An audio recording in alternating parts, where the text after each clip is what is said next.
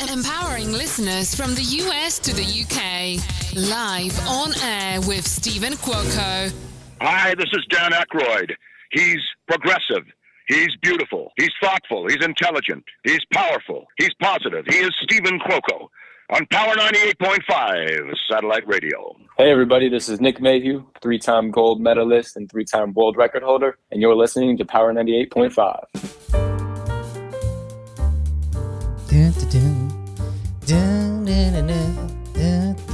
Good morning, good afternoon, and good evening, no matter where you are in the world. You are listening to Live on Air with Stephen Cuoco on Power 98.5 Satellite Radio.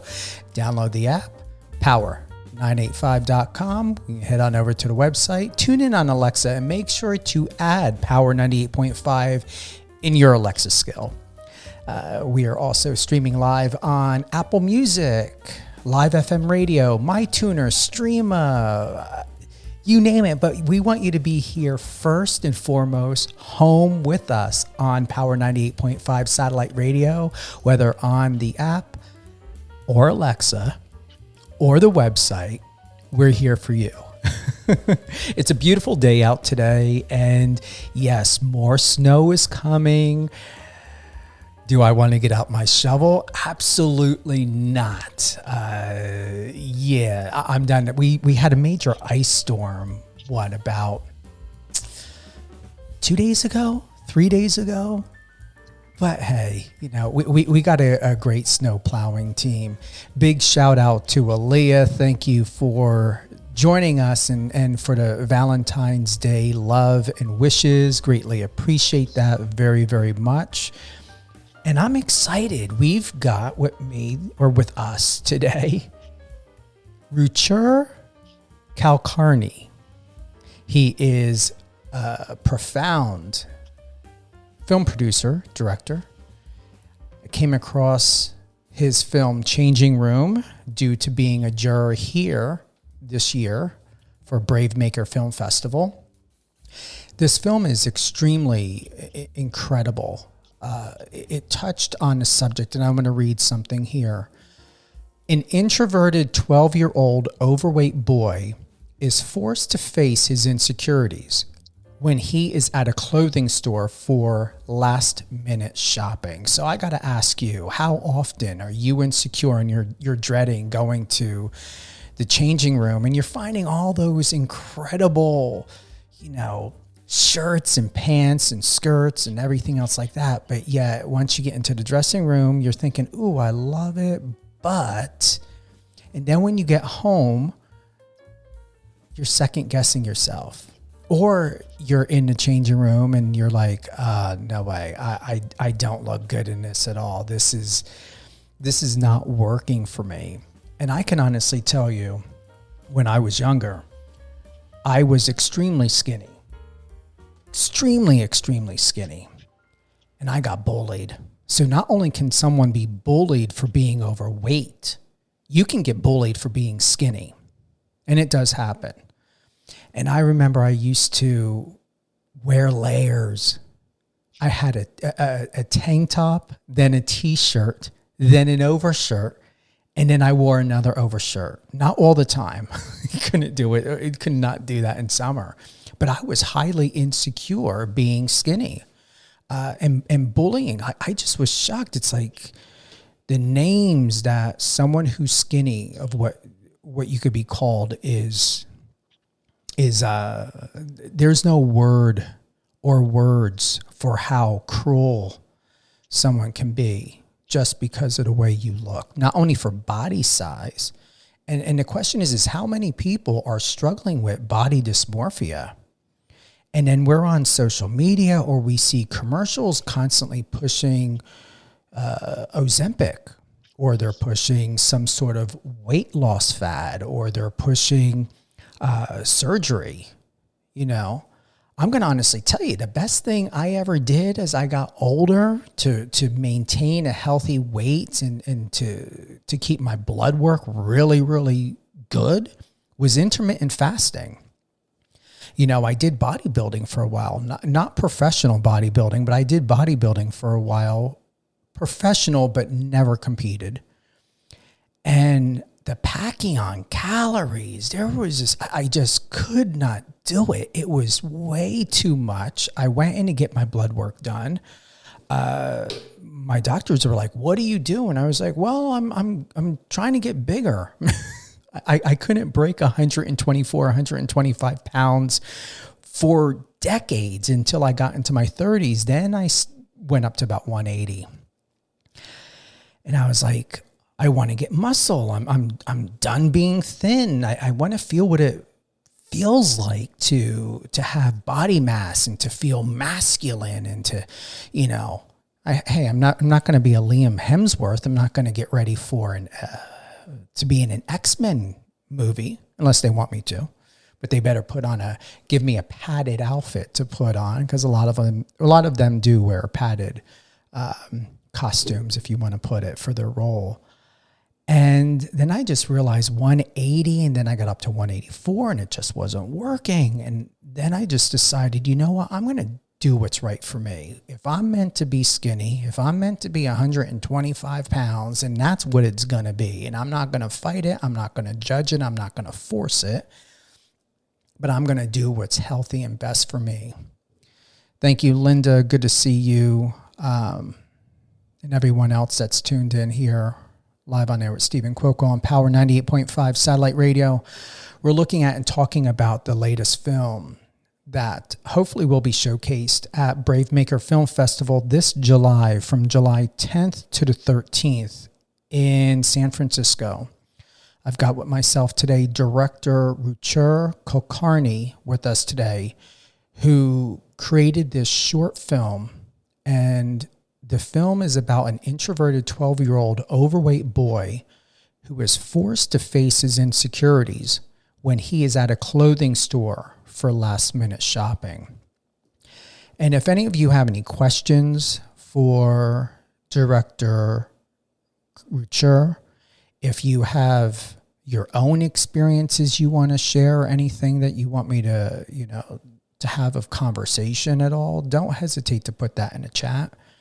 You can go ahead, if you're listening to us on the app, you can go ahead and submit any of your questions or anything via through the Power 98.5 satellite radio chat, and we'll definitely get those over and answered for you. But yeah, without further ado, Ruchir, welcome to Live on Air with Stephen Cuoco. This is a powerful, powerful subject and subject matter that many people face of all ages. I have to ask, because I do know why, but from your perspective, from your viewpoint and your reality, Ruchir, why this film? Why Changing Room? So first of all, thank you, Stephen, for having me on the show. I'm truly honored. And coming to why Changing Room, I've always been intrigued by claustrophobic spaces, places where people are left alone with their thoughts. The first professionally produced short film that I ever created was, again, it's called Washroom. And again, that revolves around people in washroom and how they are um, kind of feeling and being real with themselves in that confined space. So I kind of like that sense of irony where something claustrophobic can lead you to a cathartic experience. And a changing room is also one of those rare spaces where we are forced to confront our own image, free from distractions. And I feel it's the place where self-judgment takes over. And for someone struggling with body image, it can be an overwhelming experience. As a kid, it certainly was for me. And to a certain extent, it still is.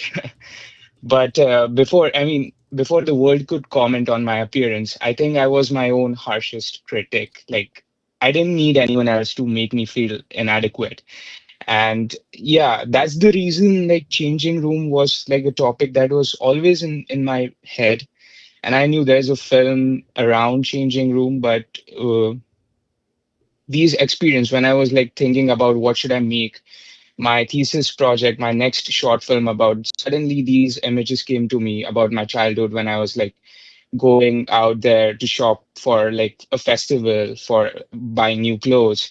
And the idea of changing room came from those experiences and observations while I was growing up, where kids are often conditioned to believe that their worth is tied to how they look.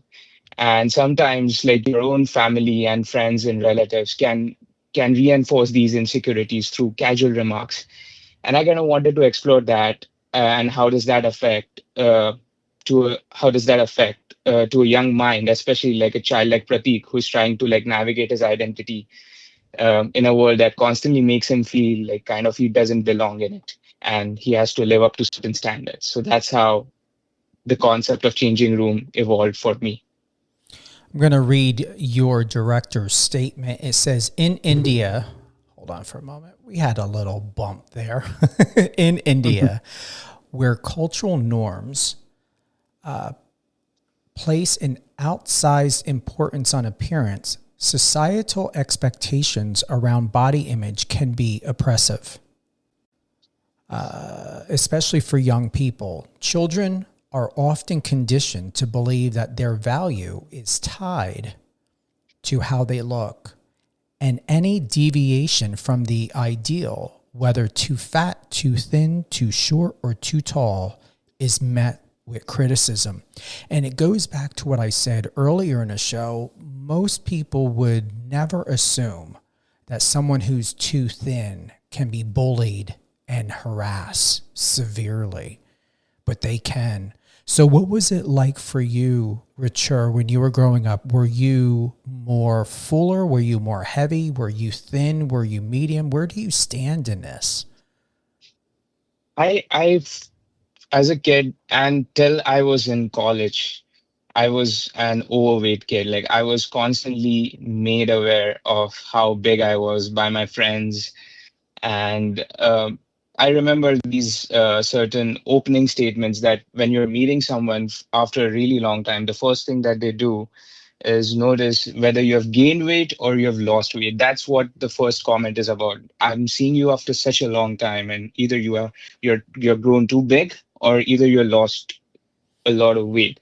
And that was kind of a personal attack for me. Like as a kid, I didn't handle it very well. I feel that definitely affected me because everyone used to tell me that I've grown even bigger at the every time when I used to meet my relatives or friends or whoever it was. So that really affected me. And I used to dread going to the clothing store and to try new shirts and new pants. And yeah, that was like a daunting experience for me because I remember a certain experience where the guy was telling me that I'll have to buy my clothes from the men's section because they didn't have enough sizes in the kids section for me. And yeah, that really affected me, and I really hated that entire experience of like buying new clothes for anything. And how old were you when this happened? I think I was about like 13, 14 years old. Oh, wow. And you were already, it was already being suggested for you to go to the men's section to get clothes? Yeah, for buying pants and shirts because simply my stomach was too big, I guess, for kids section, and they were like either you have to get your clothes tailor made or either buy from the men's section and get it altered. But yeah, that was the experience that I drastically remember like that happening to me in one store. So yeah.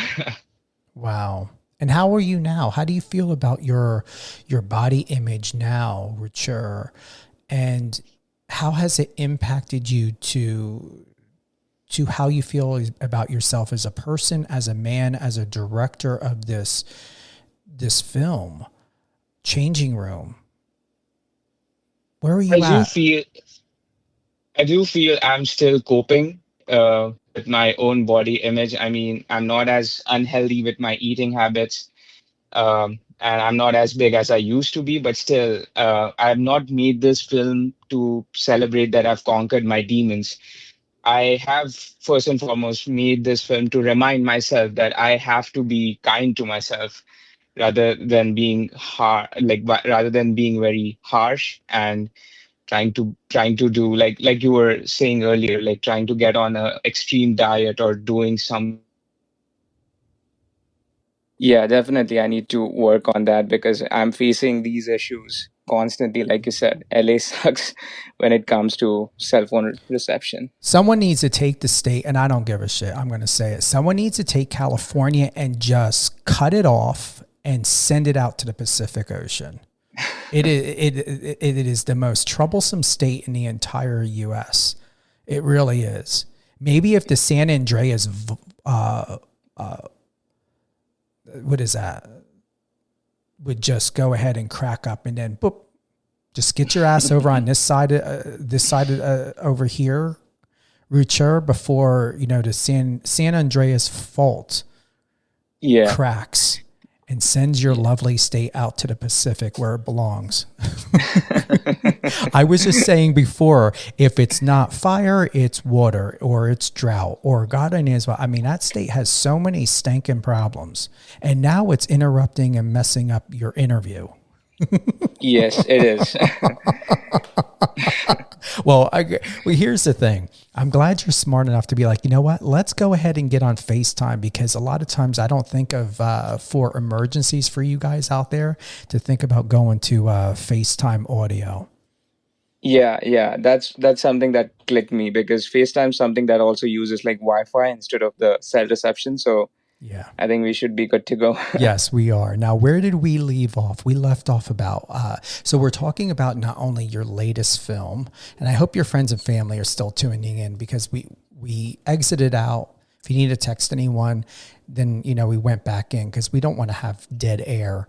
I sang once before during a live when my co-host, his AirPods, the battery ran out. So he had to go and fix and get something else. And I'm like, you know what? All right, I'm going to sing a song from Willy Wonka and the Chocolate Factory.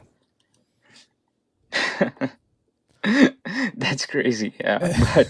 But yeah, I mean, right now I've managed to work it out, and I think we are good to go. I'm So proud of you. I am highly proud of you. I am. So, so once again, to reset, we've got film director, producer here with us today, Ruchir Kulkarni. He's got this incredible new masterpiece short that is about 10 minutes and 49 seconds. The name of the short film is Changing Room. I want to work with you. Your work is incredible. Thank you so much. And we were talking about how you were in your teens. You were told to go to the men's section for pants. Are you proud of where you are today when we think about body image, Ruchir? Are you happy with the results and the man you've become and how you look and what you see in the mirror? Yeah, like I said before, I haven't fully conquered my demons, but I've grown to accept my flaws and be kinder to myself. And that's the reason I was able to make this film, I guess, because if I was not okay with putting a part of myself out there, because Changing Room is kind of my most personal project that I've ever made. And if I wasn't okay with putting a part of myself out there for the entire world to see, I don't think I would have been able to make Changing Room or turn it into a, because when I was making this film for the first time, I felt like, I was like naked because I'm putting my personal story in front of everyone else. And I wanted them to contemplate and see how we live and how we make each other feel and how that can affect a young mind. And I feel I've grown to accept myself more, and it's definitely not like a switch. Like today you're feeling bad about yourself, tomorrow you wake up and you're not like, okay, I accept myself. So I feel like it's definitely a journey, and I've grown to accept my flaws, and I'm on that journey. So a Changing Room is just a milestone, I feel, towards that. I'm going to read something here, Ruchir. It says, your films often explore identity, self-perception, and human relationships. Ruchir has directed multiple short films, including The Washroom and Bait, and has contributed to acclaimed projects like the Academy Award qualifying documentary Murmurs of the Jungle and the award-winning feature documentary Pink Belt. For his creative prowess and potential, Ruchir was recognized and awarded as one of the 75 creative minds of tomorrow at the 52nd International Film Festival of India by the Indian Ministry of Information and Broadcasting. What is the ultimate goal, Ruchir, that you're looking for, that you're wanting to accomplish as a film director with a lot of these masterpieces that you have going on? Have you gotten somewhat close there with the awards you've accomplished, or is it that you're not overly concerned about the awards and recognition? It's the art of filmmaking that takes precedence for you. I think it's definitely the art and the stories that I want to connect myself with, and to tell the stories that really matter. Because like you said, after watching the film Changing Room, you had such a strong reaction, and I think that is bigger than any award, I feel. And that's something that I'll be constantly chasing as I move forward, as I keep making stories, as I keep writing stuff, making stuff. So that's something that I feel like that's the most important part of filmmaking for me. Because filmmaking, I simply couldn't think of filmmaking as a career as I was growing up. So what filmmaking has made me realize is it's an art that allowed me to express it's an art that allowed me to grow as a person. Because the films that I've seen growing up, they really impacted me. I don't see films as an entertainment, and that's something that I want to continue when people see my films. So definitely I'm looking to make more stories that are very real, that can help someone uplift if they're down in a ditch, and if they're harsh on themselves. So I kind of want to continue that and tell the stories that matter. I'm going to read something here. In India, where cultural norms place an outside importance on appearance, societal expectations around body image can be oppressive, especially for young people. Children are often conditioned to believe that their value is tied to how they look, and any deviation from the ideal, whether too fat, too thin, too dark, or too tall, is met with criticism. And what makes it even more painful is that these aggressions often come from those closest to us. Closest to us, our own families. The remarks are normalized, frequently masked as concern for well-being or appearance, or dismissed as harmless teasing that should be taken sportingly. But internally, they perpetuate a cycle of insecurity, self-doubt, and emotional scars. And that's the biggest thing. People are on a journey of recovering, and may be on a journey of recovering for their entire life because of these wounds. And even if the wounds may somewhat heal, the emotional self does not. That's true. Where do you sit with that, Ruchir? No, that's 100% true. Like, I think even when I was like writing Changing Room, I had this one thought where I had written multiple drafts, and I could go two ways with it. Either to make the entire society a villain, who is kind of bullying this kid into believing that he doesn't fit in, or I can start with the character of Pratik himself, the kid himself, and how he sees himself, and how he can start accepting himself from within, no matter what the external forces are telling him to believe, or asking him to believe. So in a way, I kind of wanted that I wanted no one to be the villain in the film, because the journey of healing from that trauma starts from you, from within you. It's an internal process.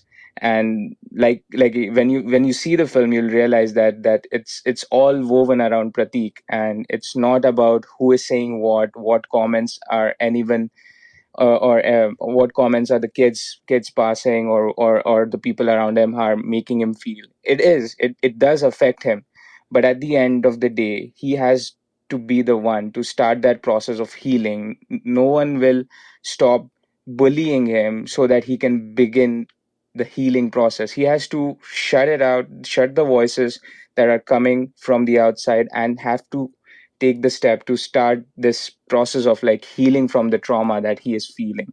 So in a way, I went with that draft, where there's like there are external forces that are making him feel a certain way, but in the end, he has to take a step and move towards accepting his flaws and accepting himself the way he is. So that's where I stand with my take on how to start that process towards healing from the trauma. Here's a question. This was in your information that was sent over. Did you shoot in an actual changing room? Your response was yes, and it was difficult to squeeze 4 people in a room that small. Yes, 4. You read that right. We had to specifically design lighting rigs that would fit into the room, along with the camera on tripod, along with DP, director, and actors. Did you get photos of this? I mean, I don't believe I've seen anything like that before. Do you have that, Ruchir? I think we have a few pictures of the BDS, but I'll have to check because we were in such a fix when we were shooting, because of the limitations, because we were shooting in an actual store and they had permitted us to shoot during certain hours. So I don't know if we actually got that moment on camera, or if anyone took a picture of how we actually managed to shoot the film in that tight changing room. But I think we have like BDS pictures, but I don't think we got that one particular moment where I was with my DP and the 2 actors in the changing room while we were shooting the scene with the kid and with the other co-actor. So it was really a crazy scene, because I kind of thought that since it's a small space, take enough time we won't need enough time to set up and like to get going. But yeah, it had to be like a highly strategic shoot, because the camera placement, lighting, the crew movement, and the actors had to navigate around such a tight space while preserving the authenticity of the setting, so that it doesn't look like it's choreographed, or it shouldn't feel like it's cramped or cheated.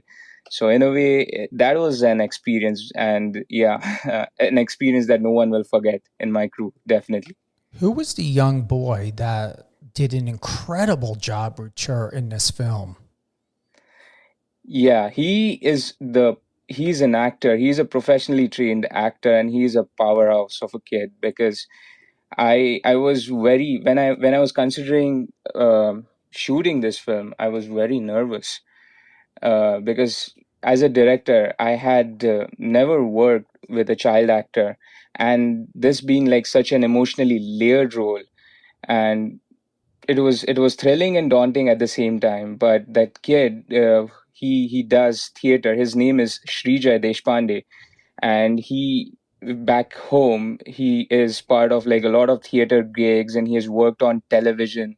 So he was coming from a background where he knew how to work around the camera. But I needed, since this film is very realistic and grounded, I needed him to be very real, because he's again like he literally looks like me when I was a kid. So I had to spend a lot of time together with him to build trust. To we spoke about life, school, and even my own struggles with body image. I shared a lot of my experiences with him, so that he trusts me as a director. And that actually helped him literally be himself when we were shooting. And we also created a space where it was like it was where he could feel like he can be himself and act naturally. So that was like a great experience to work with him. And he was like a one take actor. I didn't have to tell him twice what I needed from this scene. Once he got what I exactly was looking for, he delivered. Like he gave me like that raw, honest, and deeply personal performance that I was looking for. Did he share with you at all, Ruchir, how personal this was to him? Did it impact him in any way when he read this script, when he played this role, and his own experience? What did it do to him emotionally and mentally? Like I said, like when we started to spend time together to prep for the shoot, to rehearse, I didn't actually care about the rehearsal because I didn't want him to act in a choreographed way. But what I did was I started sharing my own experiences. And what happened as I started sharing my own experiences, he began opening up about his experiences, which was similar to mine. And then he realized that the experiences that I had 10 years ago and the experiences that he's having as a kid right now, they're not very different, even if we see like there's a huge passage of time that is gone in the middle. But the people, the way he was treated, it's the same. And that actually gave him confidence to believe in the script and believe that this is going to help someone like him, who is not in a place to pull himself together, get himself together, and he is treating himself harshly. So I think it helped me being vulnerable in front of him. It helped him to be vulnerable and give the role what it needs. And it was I think it was my first time working with a child actor, and I would do it again, Mm. Yeah, frankly. he did a great job. I hope he got a party or some sort of celebration. A mom had to been, you know. Y- yeah, so definitely, like after we were done shooting, this is sort of a tradition that I have whenever I make a film. When I'm with the film that I'm directing or producing, I take the entire crew out on a lunch as a thank you for being part of this project and be giving your sweat and efforts and everything that you have to make this story happen, because ultimately filmmaking is a collaborative art form, and I can't do anything if these guys, the actors, the technicians, the DP, everyone, if they're not on their A game, I can't do anything on the day of the shoot. So this is somewhat of a ritual now, that after every project that I've done, I've taken the entire crew for a nice lunch or a dinner, Mm. and he was there too. So he had a great time. What did you guys have? What did you eat? We actually went out for all you can eat place, a barbecue place back home in India, and it's a Oh. great place, and everyone had a feast basically. So everyone was sleepy by the time we were done. So, Oh, but we had a great time. that's wonderful. And when we don't hear this often, as a director, what is it like to work with a child's parent?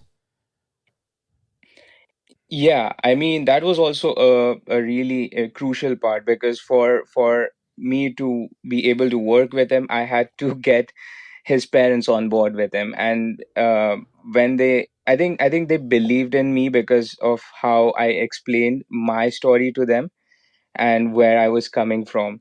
It was very easy, I think, working with the parents, because they knew what a kid like him can go through. Uh, and I had to talk to them. I had to talk to them, but the real talking was done by my producer, and he's the one who actually made it easy for them to get on board and to make them convinced that he can do this role and he can be that emotionally vulnerable in front of the camera, because they were apprehensive about certain scenes, especially him being like half naked in front of the camera, that he has Mm. never done before. But I was like, for the film, for the theme of the film, it is necessary, because that's what we are talking about. It's we have to look in the mirror. I have to look in the mirror. I should be able to look at myself. And if we don't have that scene of him changing into a new shirt that barely fits him, then we can't make the film if we don't have it in the can. And that's the reason, like, I think my producer did a really good job, with convincing them to get on board, and actually convincing them how important this story is for someone like Srijay, who's the child actor, for someone like him to not just act but to make sure the story is out there for someone to see and feel positive about themselves. So it was really great, getting them on board and working with them, for sure. That's powerful, Yeah. especially for a child that age to Yeah. even have, his shirt off, because he's a kid that is very young. He's stocky. I don't want to assume his weight, but he was not a thin child. Yeah. And the fact that here he is not only looking at himself with his shirt off, but he's looking at himself with his shirt off for a film Yeah. that's going to be put out there for the world to see. Can you Yeah. even imagine, a type of emotional foundation you have to have as a kid. I mean, everything that is about this story, Ruchir, about Changing Room, this short film of yours, it just illuminated. He was the perfect actor for this, because you could feel it. He owned it as though this is a reality of his everyday life. It wasn't acting. This is a Yes. reality of his everyday life, and that's what made it powerful. Yes. And I shouldn't take the entire I shouldn't take the credit for casting him, in my film, because I have to thank, my mentor, and he's like a guide to me. He's a director from India, Nipun Dharmadikari. I assisted him, and I basically send him all the scripts that I write for his, take on it. And when he read the script, he's the one who led me to this kid, because he had worked on a project where this kid was acting, and I think it was the perfect match. And I have to actually thank him for suggesting me this kid, because he came from that director Nipun. And yeah, I mean, he did a really great job. The kid, I couldn't have asked for a better actor. I'm proud of him. And honestly, Ruchir, I hope he wins an award. I'm looking forward to finding out what Tony over at Brave Maker Film Festival is going to do. It has gotten high remarks. I foresee this going through. I would be shocked if it doesn't. But in addition to Brave Maker Film Festival, what other film festivals has this film been submitted to? What other film festivals this year do we have to look forward to seeing your film Changing Room? So right now we are our festival run. Like, it's been submitted to a lot of festivals, but, I'm still waiting on the results. I'm waiting to hear from them.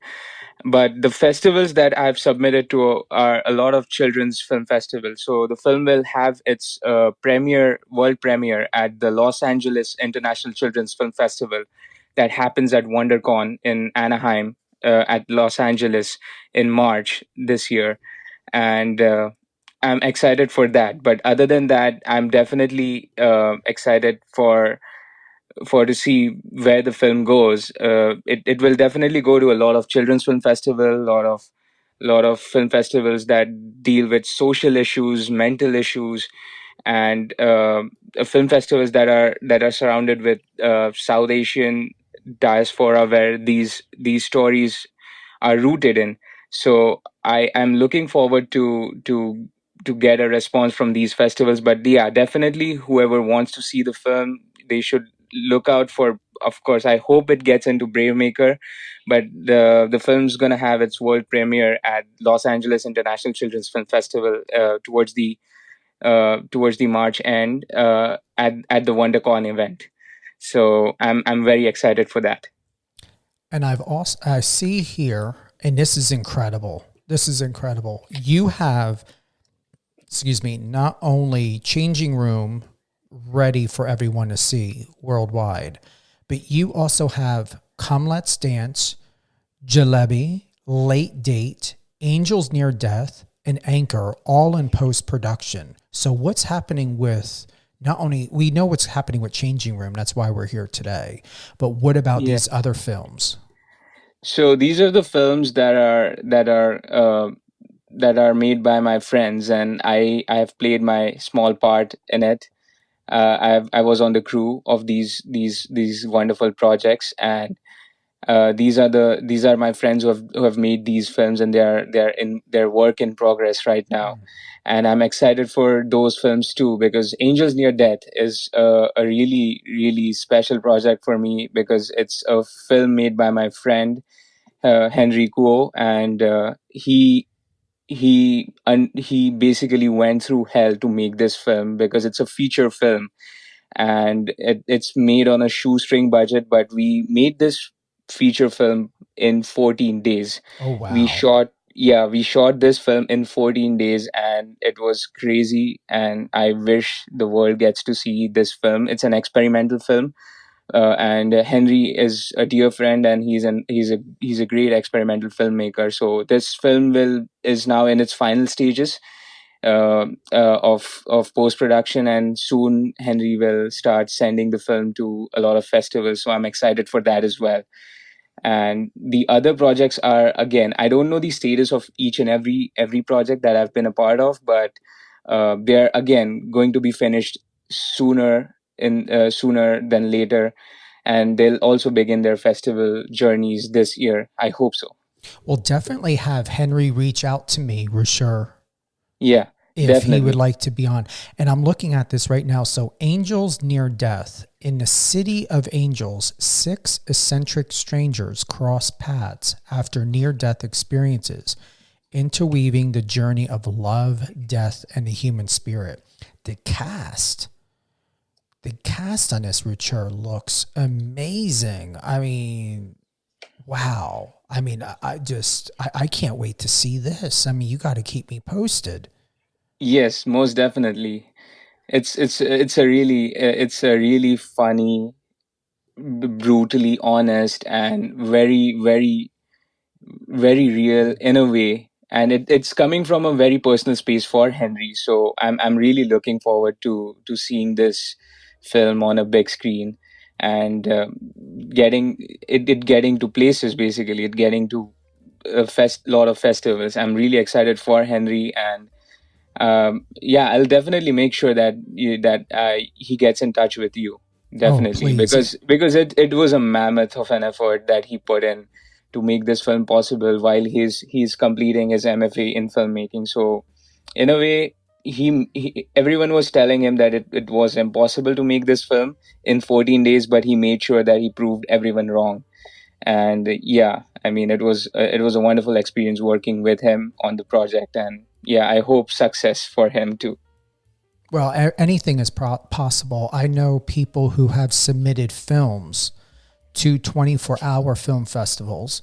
And when I used to do media coverage for Santa Fe Independent Film Festival, there were films submitted that were completed in Yeah, 24 hours.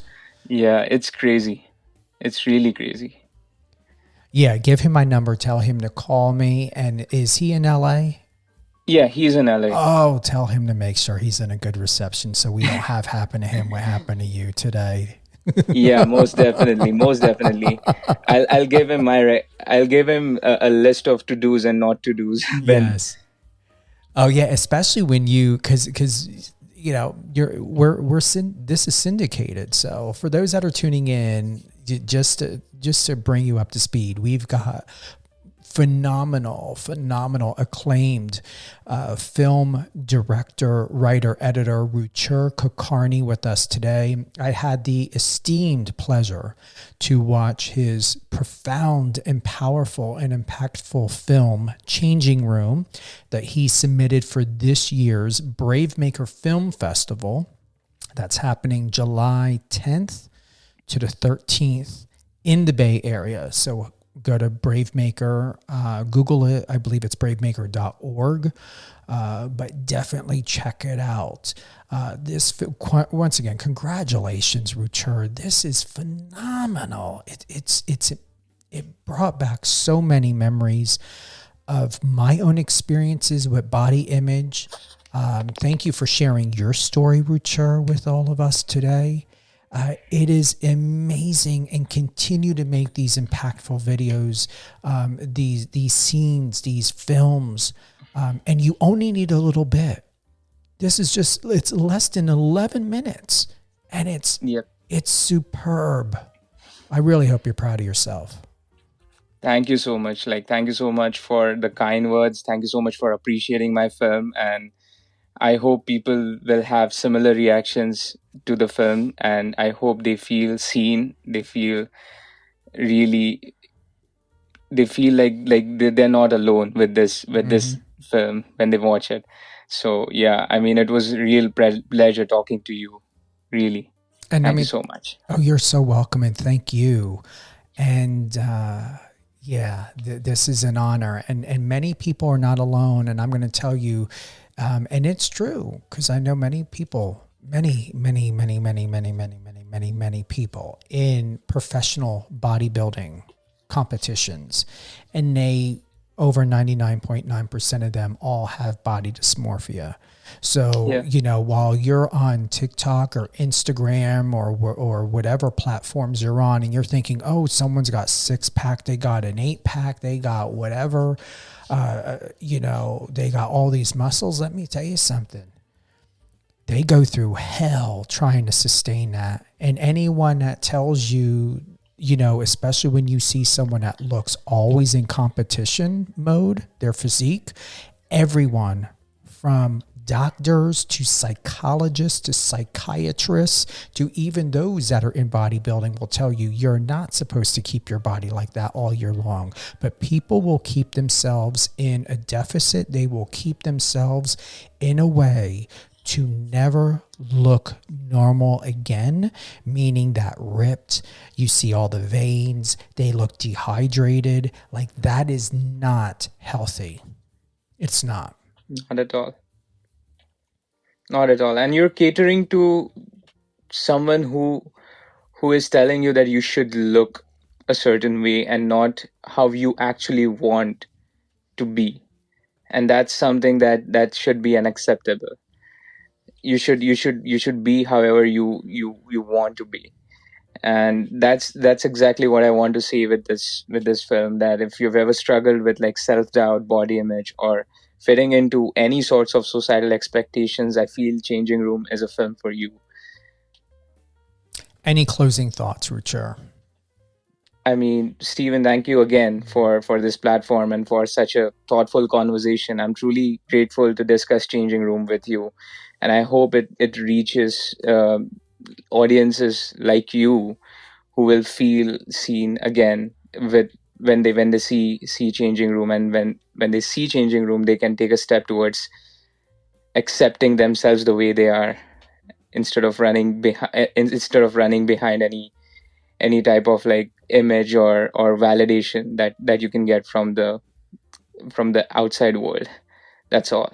I agree. And thank you so much. I was so concerned. I was like, please don't let us have to reschedule this interview. We've got to make this happen. Yes, 100%. I was so looking forward to having this conversation with you. And I had a great time talking to you. Well, stay on the line. And is there anything else you want to leave with us today? Your socials, any upcoming projects? What do you want to drop, even if it's your website? So yeah, people can follow me on Instagram. My Instagram handle name is Engineered Storyteller. And if you want to collaborate with me, I have my details on my Instagram handle. Feel free to reach out.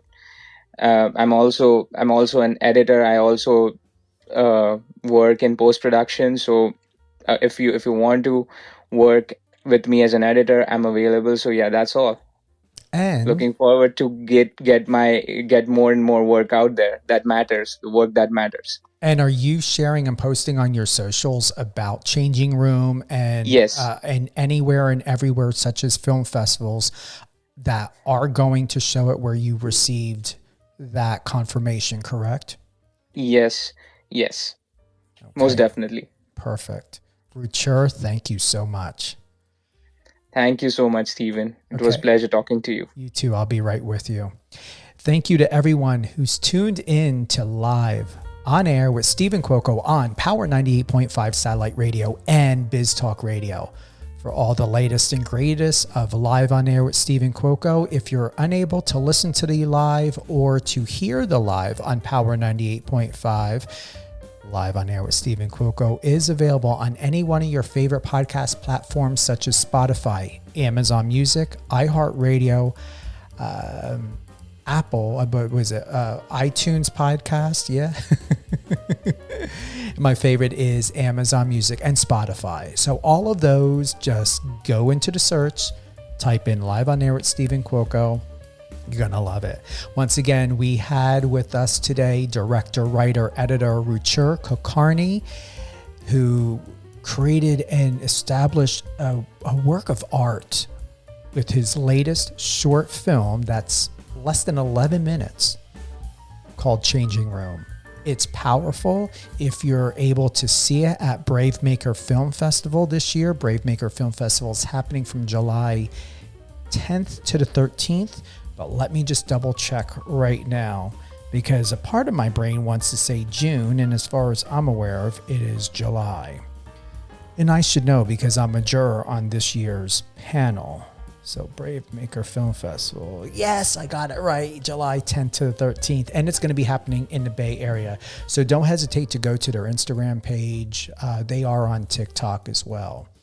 Thank you for the love and support that everyone who's joined us today, and to Aaliyah and Ruchir and everyone else. It is an honor. It's a blessing. And thank you, thank you, thank you. I hope you have a great day. Stay tuned. I'm going to be back for more. And you are most important person in your own life. Remember this, believe this, and know that nothing can stand in your way unless you allow it. So don't allow anything to stand in your way, not even your own self, from your own happiness. Take care, everyone.